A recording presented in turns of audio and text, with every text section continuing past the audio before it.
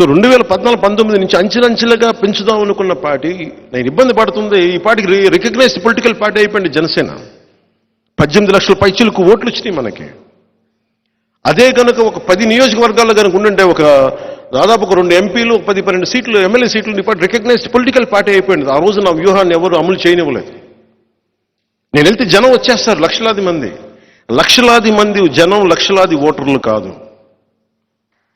చాలా చాలా నాకు స్పష్టత ఉంది, నాకు చాలా చాలా స్పష్టత ఉంది. పవన్ కళ్యాణ్ వ్యక్తిగా నాకు అతని మీద అవగాహన ఉంది. పవన్ కళ్యాణ్ ఒక పార్టీ నాయకుడు, అతని పార్టీ మీద కూడా నాకు చాలా అవగాహన ఉంది. అందుకే నాకు వ్యూహం నాకు వదిలేయండి ఎందుకని అడుగుతానంటే, నన్ను అర్థం చేసుకున్నంతగా నాకు అరమరికలు ఉండవు నా దగ్గర. చాలా బ్లాక్ అండ్ వైట్లో చూస్తాను పవన్ కళ్యాణ్ అనే వ్యక్తిని. కానీ మీ గుండెల్లో అభిమానం అంటే మీరని కాదు, బట్ నన్ను ఇట్లా చూద్దాం అనుకున్న వాళ్ళకి ఎవరి దగ్గర తగ్గడం ఒప్పుకోరు. తగ్గడం చాలా అవసరం, చాలా చాలా అవసరం. చిన్నప్పుడు మా టీచర్ చెప్పారు, తనను తాను తగ్గించుకున్నవాడు హెచ్చింపబడ్డాడు. తగ్గే కొద్ది ఎదుగుతాం తప్ప నాశనం. అణిమాది అష్టసిద్ధుల్లో అణిమ చిన్నపాటి అణువు రూపం దాల్చడం. అంతేగాని అది పరిస్థితులు కుదరనప్పుడు, పరిస్థితులు ముందుకు తీసుకెళ్ళినప్పుడు you have to cut down your size. అంతేగాని బయట ఇక్కడ ఈ స్థానం ఉంది కదా అని ఇక్కడ నేను చెలాయిస్తానంటే కుదరదు ఇక్కడ. అందుకే నేను ఈ స్థానాలన్నింటినీ కూడా 19లో నేను చాలా ఒక 30 స్థానాలు పోటీ చేద్దాం అనుకున్నాను. ఆ రోజు నన్ను అందరూ కూర్చోబెట్టి ఇవి చేసి ఒత్తిడి పెడితే నిస్సహాయత వదిలేశాను. నా దారుణం ఏంటంటే నేను ఓడిపోతున్నాను సంగతి కూడా నాకు తెలుసు. కానీ యుద్ధం చేసేటప్పుడు ఇంక ఓటమి చేయాలి అపజేయాలని ఆలోచించాం, యుద్ధమే చేయాలి. నాకు ఆ జ్ఞానం ఉంటుంది కదా, మనకు ఓట్లు పడతాయా పడవని. భీమవరంలో కూడా నాకు ఓడిపోతాను అర్థమైంది. నాకు ప్రచారం ముగించగా నాకు అర్థమైంది నేను భీమవరంలో ఓడిపోతున్నాను. గాజువాకలో అయితే ఎలాగ ఓడిపోతాను నాకు అర్థమైంది. భీమవరం ప్రచారం నాకు అర్థమైంది ఓడిపోతాను.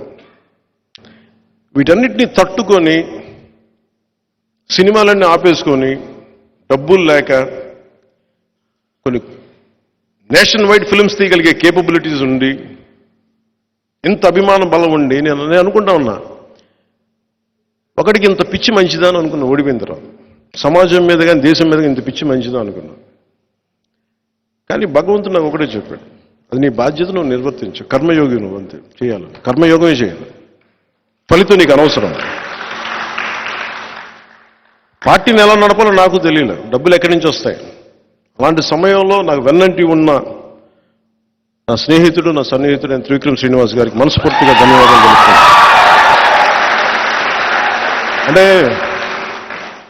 నేను సమాజం కోసం ఆలోచిస్తే నా కోసం ఆలోచించేవాడు ఒక ఉండాలి కదా. అలాగా వచ్చి నా కోసం ఒక వకీల్ సాబ్ అనే సినిమా చూపించి ఇది బాగుంటుందో చూడండి అంటే, అలాగా వచ్చి ఒక 3-4 సినిమాలు చేశాం. నా కోసం ఒక స్క్రిప్ట్ రాసి, ఆయనకి ఏమాత్రం నేను పాలిటిక్స్కి వెళ్ళడం ఇష్టం లేదు ఆయనకి. కానీ నా వ్యధ భరించలేక ఆయన జల్సాలో కూడా ఆ ఇంటర్వెల్ సీను నా కోపం, అది సగటు మనిషి తాలూకు కోపం ఇంటర్వెల్ సీన్ అది. చిన్నప్పుడు ఒక టీన్స్లో ఈ ఉద్యమాల వైపు వెళ్ళిపోదాం అనుకునేవాడిని.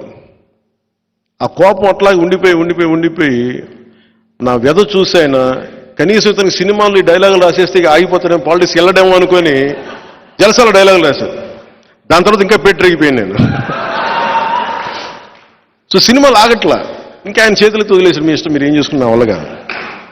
అది ఆయనకి తప్పదు కాబట్టి ప్రయాణంతో ఆయన నన్ను భరిస్తూ ఉంటాడు.